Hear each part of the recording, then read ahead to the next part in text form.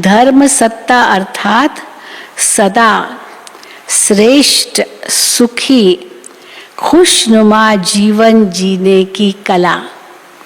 ये है धर्म सत्ता। क्या? धर्म सत्ता अर्थात सदा श्रेष्ठ, सुखी, खुशनुमा जीवन जीने की कला। राजयोग के लिए तो हम कहते हैं ना, राजयोग क्या है? जीवन जीने की कला। लेकिन कैसा जीवन? सदा श्रेष्ठ, सुखी, खुशनुमा जीवन जीने की कला। इसको ही धर्म अर्थात धारणा कहा जाता है। धर्म का सही अर्थ कोई ये हिंदू, मुस्लिम, सिख, ईसाई नहीं। धर्म का सही अर्थ है जीवन में धारणाएं। इसको ही धर्म अर्थात धारणा कहा जाता है। अब राज्य सत्ता, तो राज्य सत्ता अर्थात अपने को और राज्य को अर्थात अपने कर्म साथियों को, राज्य को माना कर्म साथियों को, और अपने को माना बाबा बता रहे हैं राज्य सत्ता अर्थात अपने को और राज्य को अर्थात अपने कर्म साथियों को अपने स्नेह और शक्ति के बैलेंस द्वारा सर्व प्राप्ति, संतुष्टता का अधिकार, दाता वन अनुभव कराना। क्या औरों को अनुभव कराना? अपना तो राज्य है ही। हाँ, बाबा कहते स्वराज्य, इंद्रियों का राजा, मन बुद्धि संस्कार का राजा। हाँ? लेकिन बाबा कहते राज्य सत्ता अर्थात अपने को और राज्य को अर्थात राज्य माना अर्थात अपने कर्म साथियों को अपने स्नेह और शक्ति के बैलेंस द्वारा सर्व प्राप्ति, संतुष्टता का अधिकार, दाता वन अनुभव कराना। राजा अर्थात दाता। राजा माना दाता। राजा के हाथ ऐसे नहीं होते, हमेशा ऐसे होते। या तो ऐसे होंगे, या तो ऐसे होंगे, या तो ऐसे होंगे। हाँ, लक्ष्मी का हाथ कैसे दिखाते? ऐसे, उनसे निकल रही है चिकनियाँ। और वरदानी हाथ शक्तियों का, ये भी दाता का हाथ। और आशीर्वाद का हाथ, ये भी दाता का हाथ। तो बाबा कहते हैं राज्य सत्ता अर्थात अपने को और राज्य को अर्थात अपने कर्म साथियों को अपने स्नेह और शक्ति के बैलेंस द्वारा सर्व प्राप्ति, संतुष्टता का अधिकार, दाता वन अनुभव कराना। राजा अर्थात दाता, हरेक द्वारा संतुष्टता की वाह वाह हो कि इसने तो मुझे संतुष्ट कर दिया। जो भी आत्मा आपके पास आए वो आपसे संतुष्ट होके जाए। हर एक द्वारा संतुष्टता की वाह वाह हो, ये है यथार्थ राज्य सत्ता। तो राज्य सत्ता अर्थात स्वयं चलने की और औरों को चलाने की कला। स्वयं भी चले और औरों को भी चलाएं, ये कला, ये है राज्य सत्ता। अब विज्ञान सत्ता, विज्ञान की सत्ता अर्थात विज्ञान द्वारा, साधनों द्वारा, कितने साधन विज्ञान से ही तो हमें मिले हैं ना, साधनों द्वारा प्रत्यक्ष फल की अनुभूति कराने की कला। ये साधन भी हमें प्रत्यक्ष फल की अनुभूति कराए। श्रेष्ठ कर्म की सत्ता, अब चौथी सत्ता, श्रेष्ठ कर्म की सत्ता अर्थात कर्म का वर्तमान फल। अब श्रेष्ठ कर्म करेंगे तो तुरंत फल भी तो मिलता है ना, प्रत्यक्ष फल। तो श्रेष्ठ कर्म की सत्ता अर्थात कर्म का वर्तमान फल। क्या है इस कर्म का वर्तमान फल? खुशी और शक्ति अनुभव करना, खुशी और शक्ति अनुभव करना, और साथ साथ भविष्य फल जमा होने की अनुभूति होना। इसको कहते हैं कर्म के खजानों की संपन्नता के नशे की कला। अब सोचो ये चारों कलाएं आपके जीवन में है। सबसे बड़ा खजाना श्रेष्ठ कर्मों का खजाना है। कहते ना, हर एक आत्मा जब शरीर छोड़ती अपने साथ कर्म ले जाती है। तो हम अपने आप से देखे, पूछे, श्रेष्ठ कर्मों का खजाना मेरे पास है जो मैं आत्मा अपने साथ ले जाऊंगी, बाकी तो कोई खजाना नहीं चलेगा। सबसे बड़ा खजाना श्रेष्ठ कर्मों का खजाना है। अगर श्रेष्ठ कर्मों का खजाना जीवन में नहीं है तो मानव जीवन अमूल्य जीवन नहीं, लेकिन पशु समान जीवन है वो। आप सभी किस अथॉरिटी से विश्व के आगे चैलेंज करते हो कि जीवन जीना सीखना हो तो यहाँ आकर सीखो। जीवन जीने की कला क्या होती है वो यहाँ आकर के सीखो। हम चैलेंज करते हैं सबको। ये चैलेंज करते हो ना, राजनेता हो, चाहे विज्ञानी नेता हो, चाहे धर्म नेता हो, सबके आगे रूहानी फखुर से कहते हो।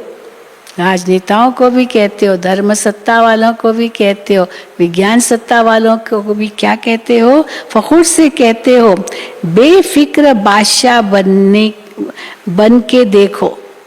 हम कैसे बेफिक्र बादशाह होके रहते, क्योंकि ये तीनों सत्ताओं में इतनी चिंता है जो बात मत पूछो। इसलिए बाबा कहते हैं, उनको कहते हो ना कि ये तीन सत्ताओं को कि आप आकर देखो, ये सत्ताएं हमारे पास भी है, लेकिन हम कितने बेफिक्र रहते हैं। सच्ची सत्ता तो हमारे पास है। बेफिक्र बादशाह बन के देखो। बादशाह हो ना, सभी कौन हो?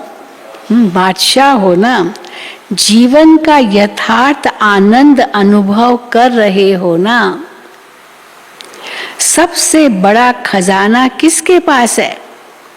अब बाबा ने एक एक से पूछा, सबसे बड़ा खजाना किसके पास है? तो किसने सभा से कहा हमारे पास है। अथॉरिटी से कहते हो ना, क्योंकि दुनिया में तीन सत्ताएं हैं। सबसे बड़ा खजाना हमारे पास है, अथॉरिटी से कहते हो। तो बाबा कहते हैं क्योंकि दुनिया में तीन सत्ताएं हैं, आपके पास चार सत्ताएं हैं, और चारों ही सत्ताओं का बैलेंस, यही बाप समान संपन्न और संपूर्ण स्थिति है। चारों ही सत्ताओं का बैलेंस है तो यही बाप समान संपन्न और संपूर्ण स्थिति है। तपस्या वर्ष में क्या करेंगे? इन चारों सत्ताओं को चेक करना है। चारों ही सत्ताओं के आधार से एक रस स्थिति का आसन, क्या है एक रस स्थिति का आसन? एक रस स्थिति का आसन सदा अचल अडोल रहेगा। अब चारों पहिए समान है, बैलेंस में है, तो हिलेंगे नहीं ना।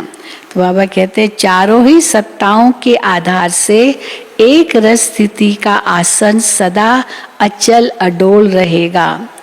तपस्या सदैव आसन पर करते हैं। कहते हैं ना भाई, अपना अपना आसन लेकर जाना, उस पर ही बैठना है आसन तपस्या करने। तपस्या सदैव आसन पर करते हैं। तो ये चार सत्ताओं रूपी चार पांव एक रस स्थिति के आसन को मजबूत करेंगे। हर समय बेफिक्र बादशाह का अनुभव कराएंगे। बादशाह अर्थात अधिकारी।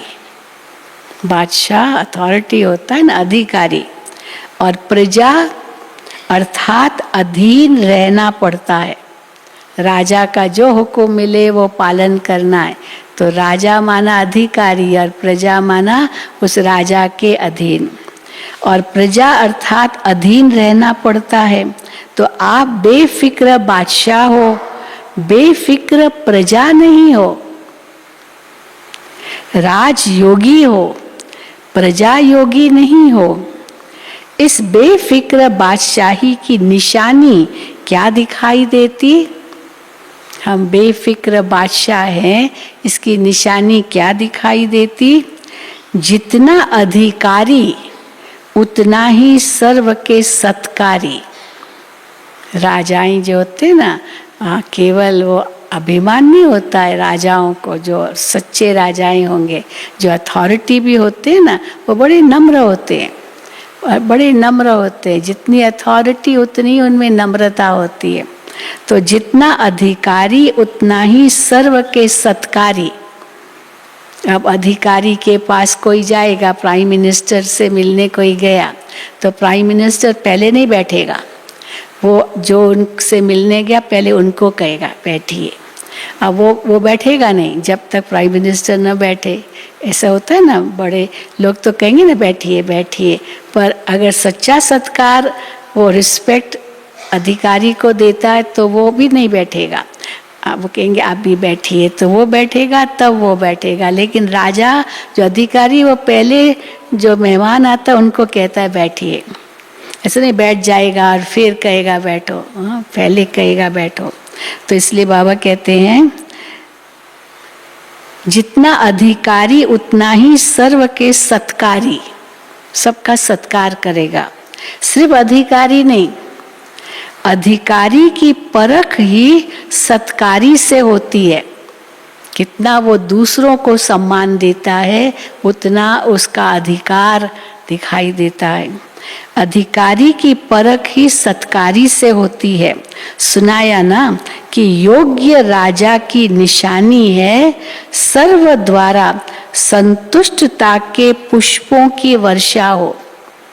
सब उनसे संतुष्ट हो, संतुष्टता की पुष्पों की वर्षा हो उन पर, उनको ही कहेंगे योग्य राजा। तो सुना है ना कि योग्य राजा की निशानी है सर्व द्वारा संतुष्टता के पुष्पों की वर्षा हो, वहाँ वहाँ के गीत हो। ऐसी राज्य सत्ता प्राप्त की है। हाँ, कई तो ऐसे ना होगा वो अधिकारी, लेकिन उस अधिकारी के पास जाने में डर लगता है। पता नहीं क्या कह देगा, पता नहीं डांट देगा, पता नहीं ये ना कर दे।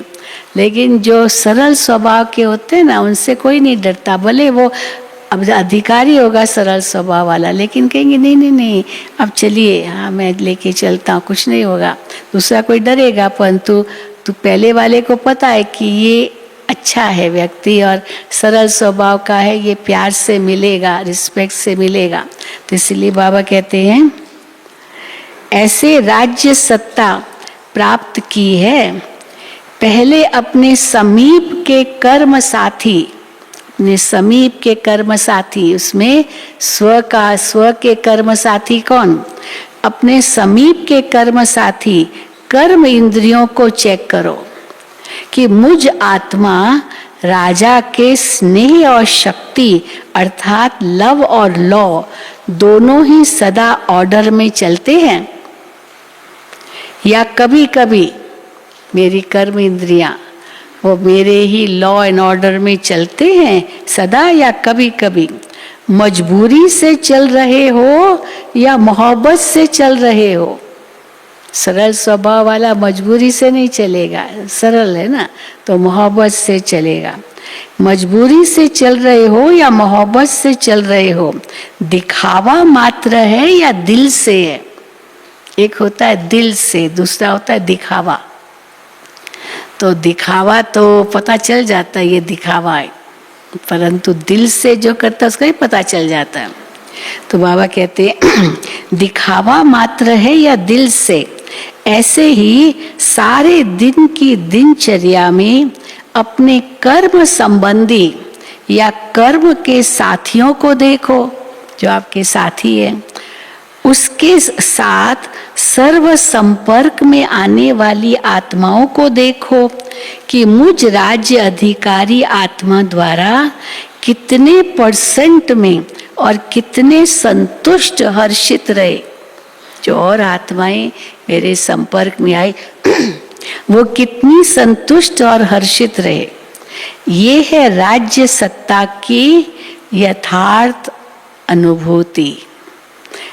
अब विज्ञान के सत्ता की चेकिंग कैसे करेंगे?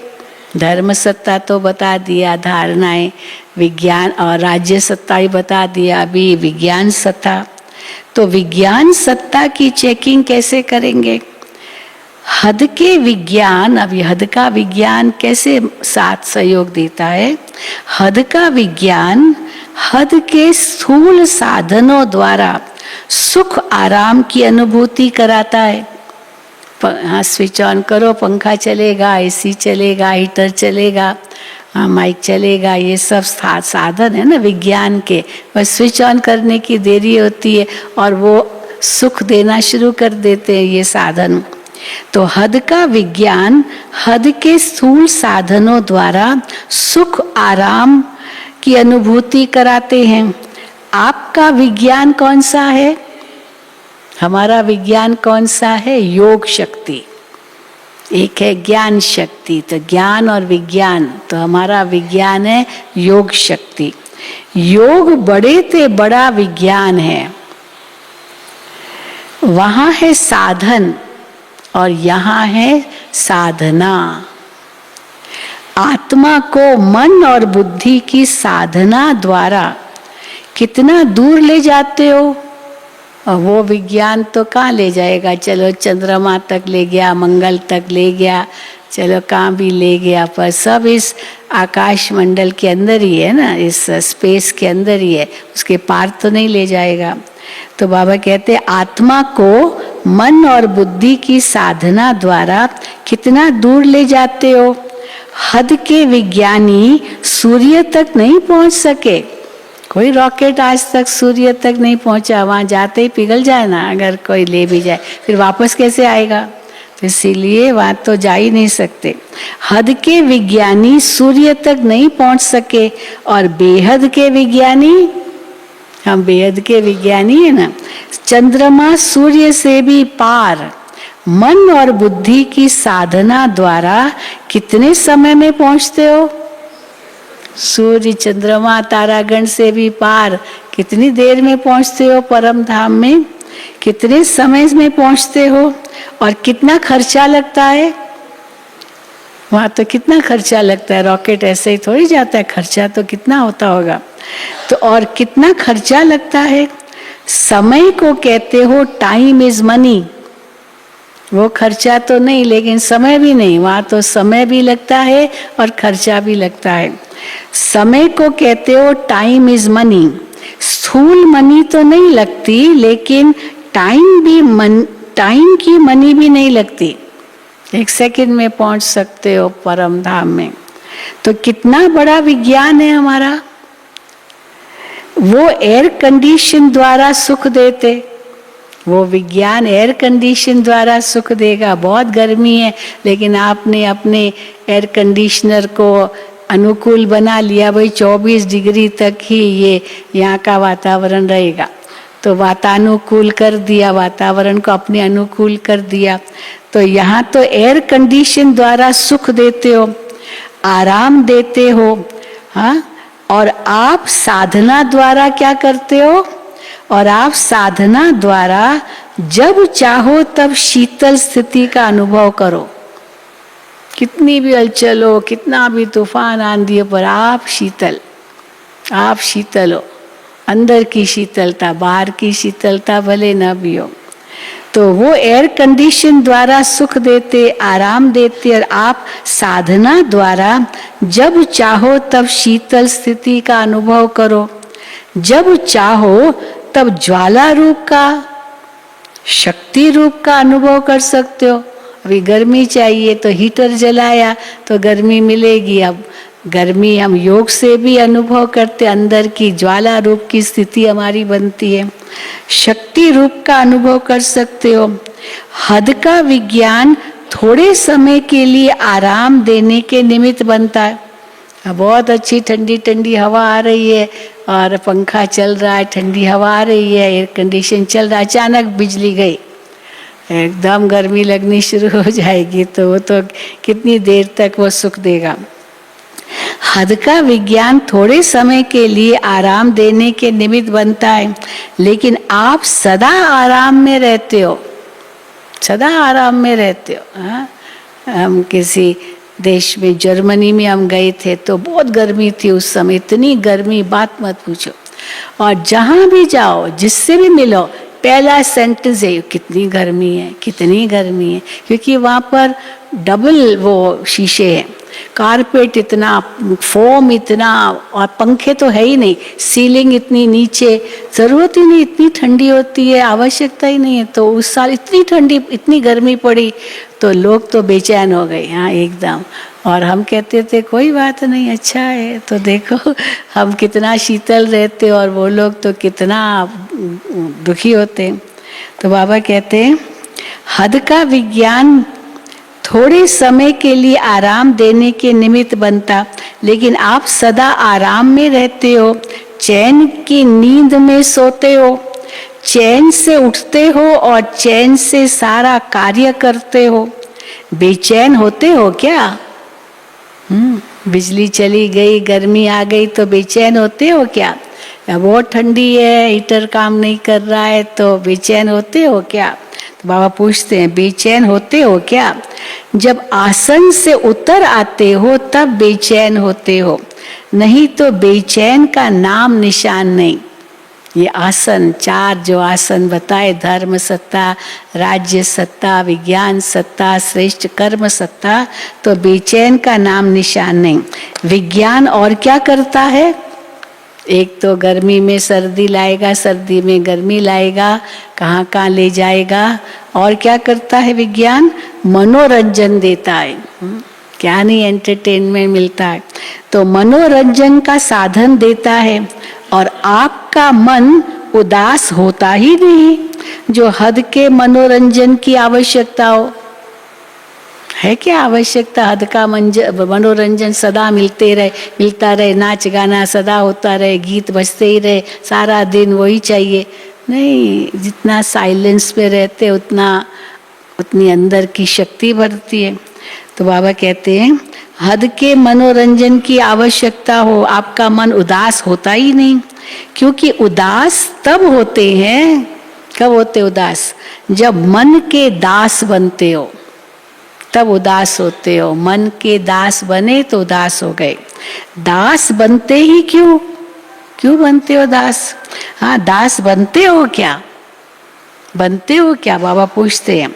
या कभी कभी 63 जन्मों के संस्कार आ जाते हैं दास बनने के, उदास रहने के। अभी तो बादशाह बन गए हो ना, न दास बनते हो न उदास होते हो, इसलिए मन सदा मौज में रहता है। एकांत में है तो भी मौज में, संगठन में है तो भी मौज में। सदा मौजों के दाता मालिक बन बाप के साथ रहते हो ना, कि कभी कभी रूठ जाते हो। रूठना नहीं, मन अथवा मुंह को फेर नहीं देना। जब रूठते ना तो क्या होता है? मुंह फेर देते हैं या मन को फेर देते हैं। तो मन अथवा मुंह को फेर नहीं देना। ऐसे चेक करो कि विज्ञान की सत्ता कहाँ तक अविनाशी रहती है।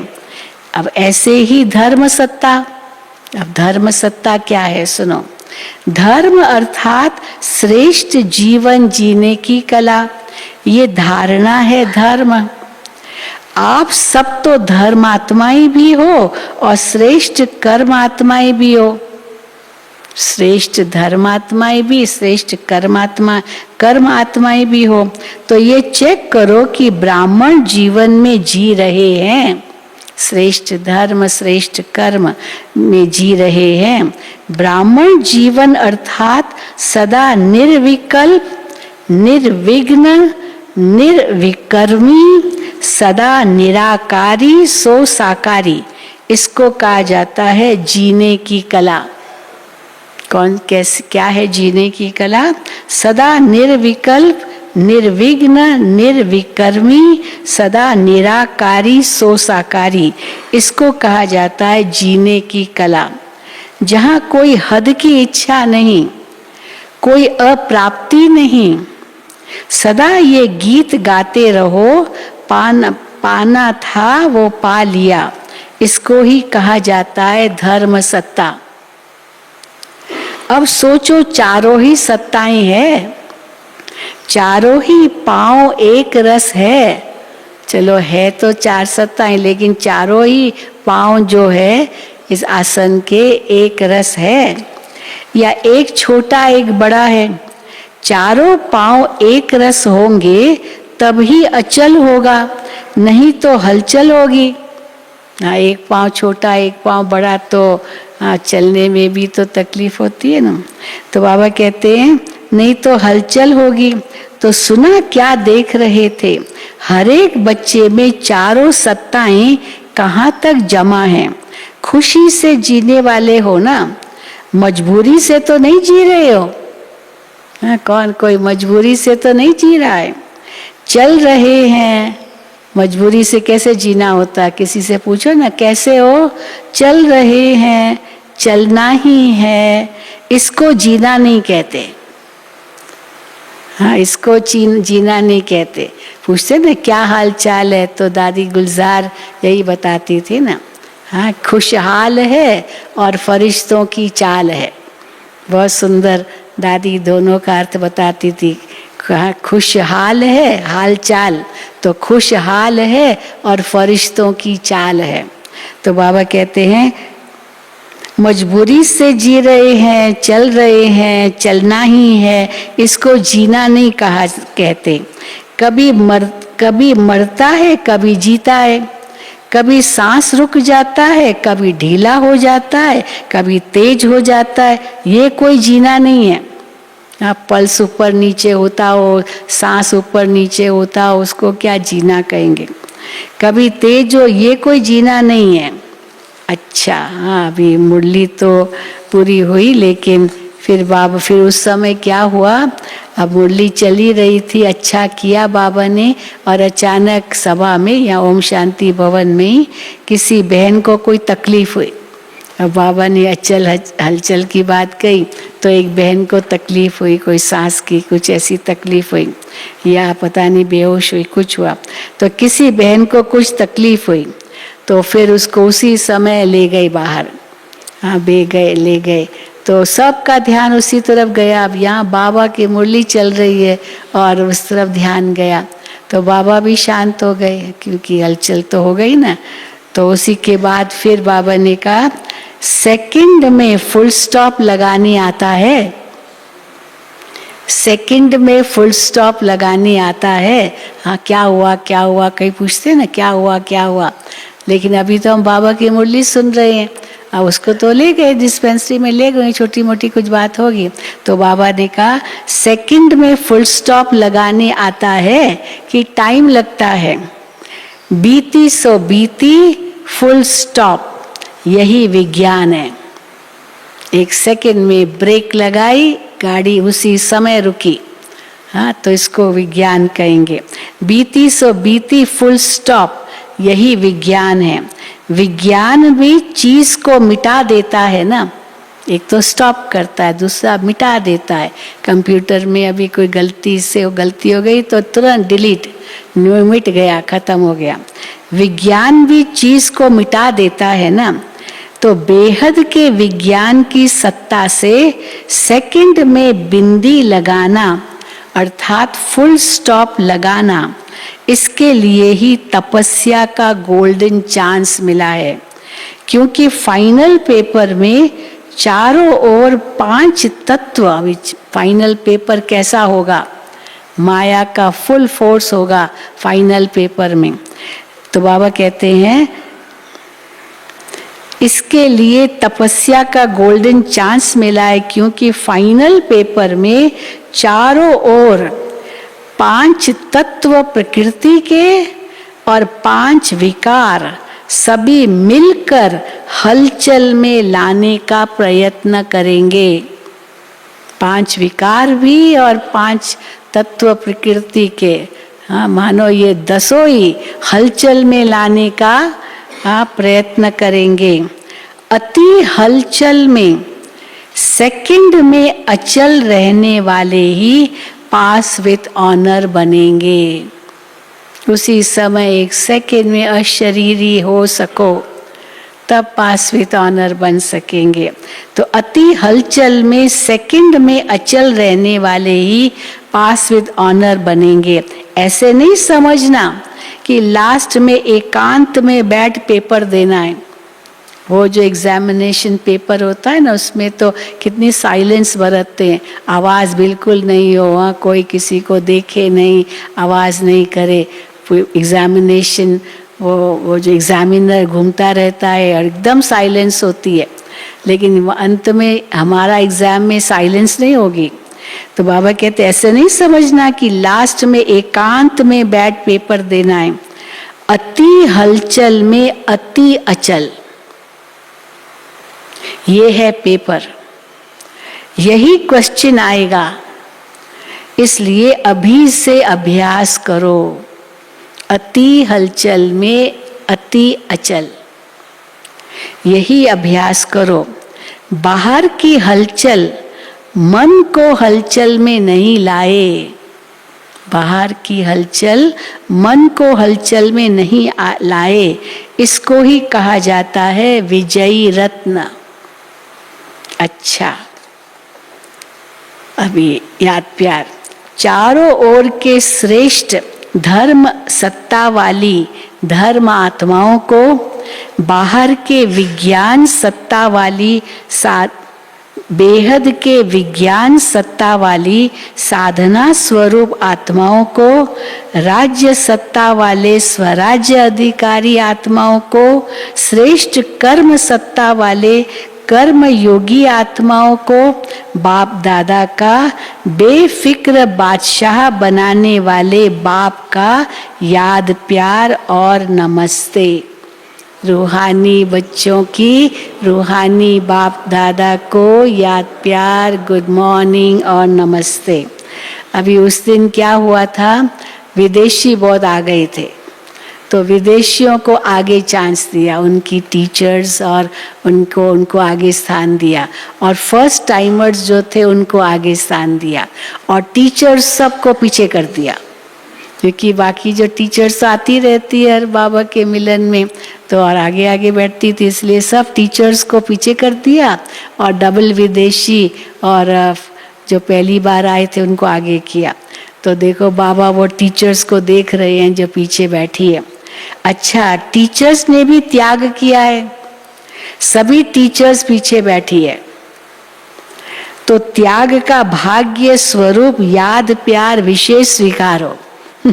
टीचर्स को विशेष याद प्यार दिया, तो त्याग का भाग्य स्वरूप याद प्यार विशेष स्वीकार हो। टीचर्स का काम ही है औरों को आगे बढ़ाना।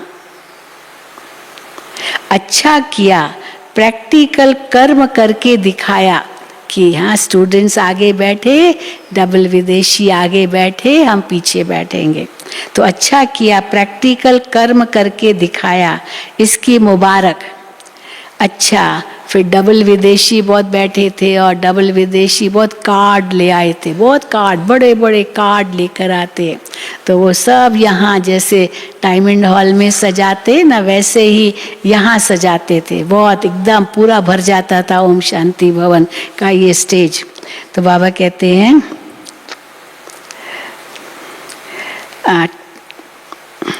अच्छा, डबल विदेशियों के भी पत्र और कार्ड बहुत आए हैं। तो उस समय बाबा को कहा, बाबा डबल विदेशियों के इतने पत्र है, तो बाबा मुड़ के देखते कितने पत्र कार्ड आए हैं, सोफाज पर रखते थे। तो डबल विदेशियों के पत्र और कार्ड बहुत आए हैं, क्योंकि 18 जनवरी नज़दीक थी, तो इसीलिए फादर्स डे या कोई ना कोई कार्ड तो भेजते ही हैं। तो डबल विदेशियों को भी पत्र और कार्ड बहुत आए हैं। देश वालों के भी कार्ड और पत्र बहुत आए हैं, बहुत लाते थे। कार्ड कहाँ रखे हैं? तो बाबा ने पूछा कार्ड कहाँ रखे हैं? तो बाबा को कहा बाबा यहाँ रखे हैं। और बाबा ने देखो दूसरा जवाब दिया, दिल की डिब्बी में संभाल कर रखे हुए हैं। बाबा के दिल की डिब्बी है जिसमें बाबा ने सब कार्ड संभाल कर रखे हुए हैं। जिन्होंने भी नया वर्ष, क्योंकि 10 तारीख थी, 10 जनवरी, तो नए साल के न्यू ईयर कार्ड्स ले आए होंगे। तो बाबा कहते हैं दिल की डिब्बी में संभाल कर रखे हुए जिन्होंने भी नए वर्ष की विशेष याद प्यार भेजी है, उन्हों सहित सभी बच्चों को नए वर्ष के हर समय में नवीनता की मुबारक हो, मुबारक हो। अब विश्व में एक एग्जाम्पल बनकर दिखाओ कि कर्म योगी स्थिति की क्या कमाल होती है। जो एग्जाम्पल बनता है ड्रामा में, एग्जाम के टाइम उसे एक्स्ट्रा मार्क्स मिलती है। जो एग्जाम्पल बनता है, जो उदाहरण बनता है, परीक्षा के समय उनको एक्स्ट्रा मार्क्स मिलती है। अच्छा, अभी उसके बाद केवल डबल विदेशी होंगे जो बाबा, जो पार्टियों से अव्यक्त बाप दादा की मुलाकात, क्योंकि विदेशी भी थे और फर्स्ट टाइमर्स भी थे, लेकिन मुझे लगता है ये विदेशी होंगे। बाप के साथ रहने से श्रेष्ठ स्थिति का सहज अनुभव कर रहे हो ना। दिन रात बाप के साथ ही अनुभूति करने से सहज ही श्रेष्ठ अनुभव करते रहेंगे, क्योंकि समीप से शक्ति मिलती है। जैसे साकार में समीप रहना सहज लगता है, ऐसे अव्यक्त में जितना अटेंशन देते रहेंगे उतना सहज अनुभव करते जाएंगे। सभी निरंतर योगी हो ना, योगी जीवन वाले हो। जीवन तो निरंतर होती है, 2 घंटे की नहीं होती है जीवन, निरंतर। तो जब एक बार अनुभव कर लिया कि बाप मेरा, मैं बाप का, तो अलग कैसे हो सकते। निरंतर योगी जीवन में अति इंद्रिय सुख आनंद की अनुभूति होती है और मेहनत भी नहीं है। मेहनत वाला काम कभी कभी किया जाता है और जो सहज होता है वो सदा कर सकते हैं। तो सहज लगता है या मुश्किल लगता है? माया तो नहीं आती। बाबा हमेशा विदेशियों से एक प्रश्न जरूर पूछते थे, माया तो नहीं आती? इस समय नशा चढ़ा हुआ है तो माया दिखाई नहीं देती, फिर वहां जाएंगे तो कहेंगे क्या करे, हो गया। निरंतर की स्थिति अच्छी है। एक बाप के सिवाय और ऊंचा है ही क्या? एक बाप के सिवाय और ऊंचा है ही क्या? एक ऊंची चीज प्रिय लगती है, हाँ, एक तो जो ऊंची चीज है वो प्रिय लगती है और दूसरा जो प्यारा होता है वो प्रिय लगता है। तो सबसे प्यारा, सबसे ऊंचा बाप ही है ना। तो और क्या याद आएगा? सिर्फ बीच बीच में अपने को चेक करते रहो। सबसे ऊंचा, सबसे प्यारा, हाँ, तो एक बाप ही है। तो सिर्फ बीच बीच में अपने को चेक करते रहो। थोड़ी भी परसेंटेज कम हो तो उसको बढ़ा देना चाहिए, फिर माया को आने की मार्जिन नहीं रहेगी। लेकिन होता क्या है, चलते चलते साधारण स्थिति होती जाती है और समझते हैं याद में तो है ही, भूले तो है ही नहीं, कोई भूल तो नहीं की है, याद में तो हुई। लेकिन साधारण होते होते विस्मृति की ओर चले जाते हैं, इसीलिए साधारण भी होने नहीं दो। थोड़ा भी परसेंटेज कम हो तो ऐड कर लो, तो सदा ही शक्तिशाली रहेंगे। शक्तिशाली आत्मा के बीच में माया के आने की हिम्मत नहीं होती। शक्तिशाली आत्मा के बीच में माया के आने की हिम्मत नहीं होती। माया आए फिर युद्ध करो, इसमें समय चला जाता है और लिंक टूट जाता है। टूटे हुए लिंक को जोड़ना, उसमें निरंतर में अंतर पड़ जाता है। इसीलिए साधारण स्थिति भी नहीं दो, हाँ, साधारण स्थिति भी होने नहीं दो। इस गलती में नहीं रहो कि बाप तो याद है ही है, नहीं, लेकिन सदा याद स्वरूप हैं, सदा याद स्वरूप हैं। याद स्वरूप अर्थात शक्तिशाली। कभी कभी काम, क्रोध, लोभ, मोह बड़े विकार नहीं आते हैं, लेकिन अपना ही स्वभाव, हाँ, मोटे मोटे रूप में ये विकार नहीं आएंगे, लेकिन अपना ही स्वभाव या अपना ही संस्कार साधारण स्थिति बना देता है। ये अलबेलेपन के रूप में माया आती है। स्टडी रोज करते हैं, मुरली भी सुनते हैं, सेवा भी करते हैं, लेकिन जैसे होना चाहिए वैसे नहीं। चल रहे हैं लेकिन स्पीड क्या है? चल तो रहे हैं लेकिन स्पीड क्या है? चलने के साथ स्पीड भी अच्छी हो। बाप सभी बच्चों को सदा ही ऊंच देखता है और सदा ही ऊंच देखने की शुभ आशाएं रखता है। अच्छा, सभी श्रेष्ठ कर्म करने वाले कर्म की सत्ता वाले हो ना। सभी श्रेष्ठ कर्म करने वाले कर्म की सत्ता वाले हो ना। श्रेष्ठ कर्म की पूंजी जमा है ना। कितने जन्म चलेगी ये श्रेष्ठ कर्म की पूंजी? कितने जन्म चलेगी? कितना जमा किया है? पूरा कल्प चलेगी या 21 जन्म चलेगी? 2 युग तक ही चलेगी या सारा कल्प चलेगी? आधा कल्प के बाद भी पूजे तो जाएंगे ना, तो वो भी तो इसी श्रेष्ठ कर्म की पूंजी का ही फल है। आधा कल्प के बाद भी पूजे तो जाएंगे। पूज्य भी तब बनते हो जब श्रेष्ठ कर्म का खजाना जमा करते हो। लास्ट जन्म भी देखो कितना अच्छा है, अंतिम जन्म है ये हमारा, तो भी कितना अच्छा है। भिखारी तो नहीं बने हो ना। भिखारियों की हालत क्या होती है, कैसे कपड़े होते हैं, खाने को नहीं, भीख मांगते रहते। बाबा कहते ऐसे तो नहीं हो ना, भिखारी तो नहीं बने ना, दाल रोटी तो है। तो जब लास्ट जन्म भी अच्छा है तो और जन्म भी अति दुखी नहीं होंगे। ये तो सुखी की भेंट में दुखी कहते हैं, क्योंकि बहुत दुख है दुनिया में। और सत्युग की भेंट जो सुख था, उस सुख की भेंट में कहेंगे दुखी। ये तो सुखी की भेंट में दुखी है। बाकी ऐसे दुखी नहीं होते जो फकीर बन करके रोटी मांगो। दुनिया के हिसाब से अति दुखी नहीं होते, सत्युग के उस हिसाब से दुखी है। हाँ, ये तो जरूर है, क्योंकि कई प्रकार के दुख हैं। सत्युग में तो ये कुछ भी दुख नहीं होगा, तो उसके हिसाब से कहेंगे कि हाँ, थोड़ा बहुत कभी दुख का की लेस आती है, पर कलयुग में जितने दुखी है बाबा कहते उसके हिसाब से तो बहुत अच्छे हो। सत्युग के हिसाब से दुखी होते। अच्छा, टीचर्स का भी लक है। अब बाबा ने वहाँ जो विदेश की टीचर्स होगी उनको भी बाबा ने हाथ उठाया।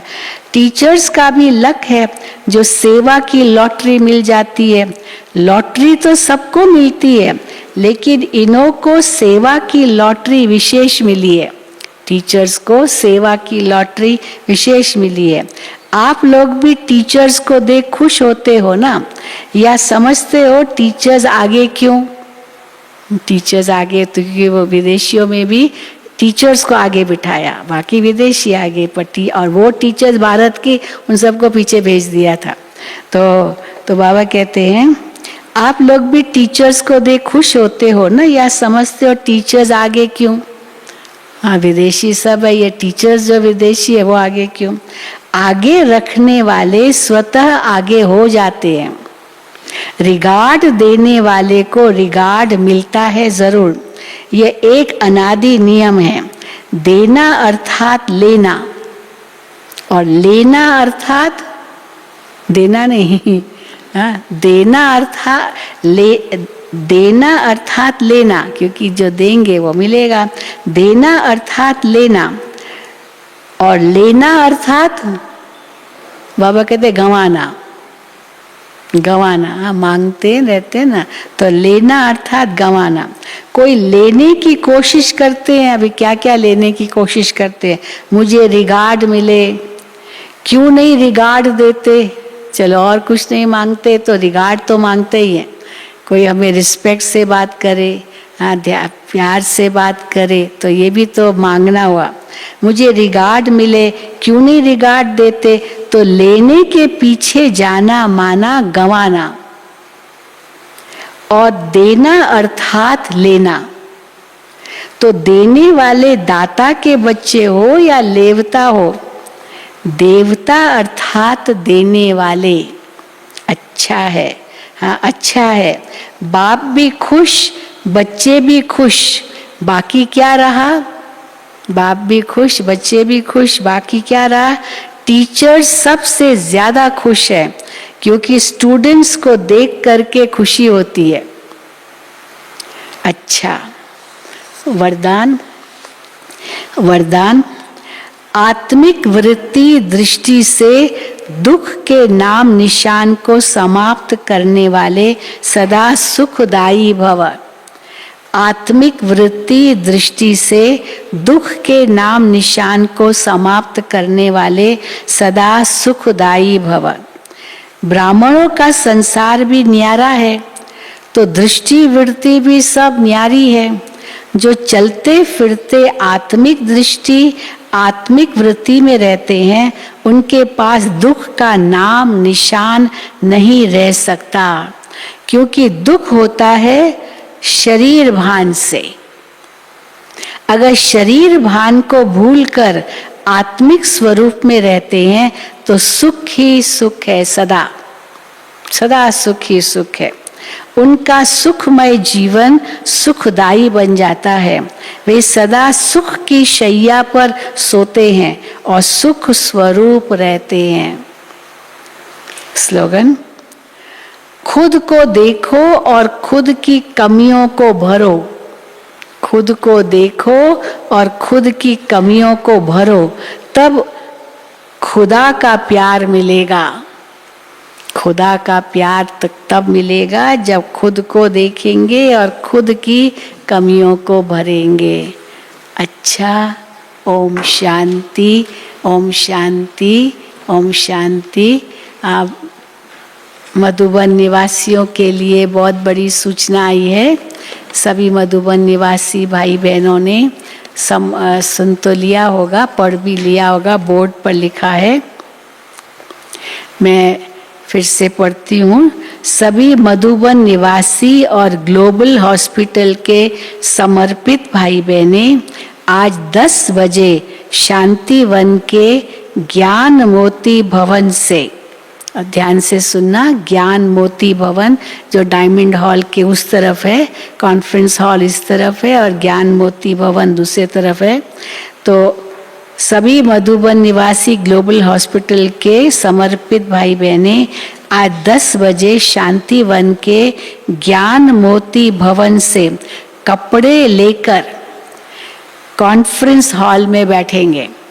कपड़े लेकर कॉन्फ्रेंस हॉल में बैठेंगे, जहां पर सभी दादियां मिलेंगी।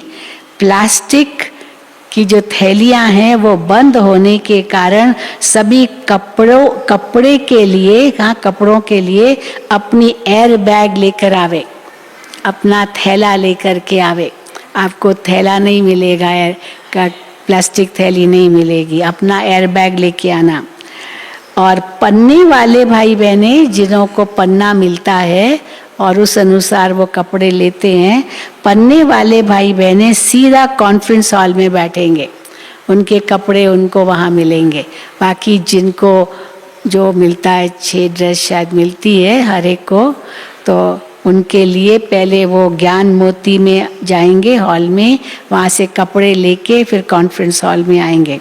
और जो पन्ना लेते हैं, पन्ना उनको मिलता है और उसमें वो भरते हैं, वो सीधा कॉन्फ्रेंस हॉल में बैठे।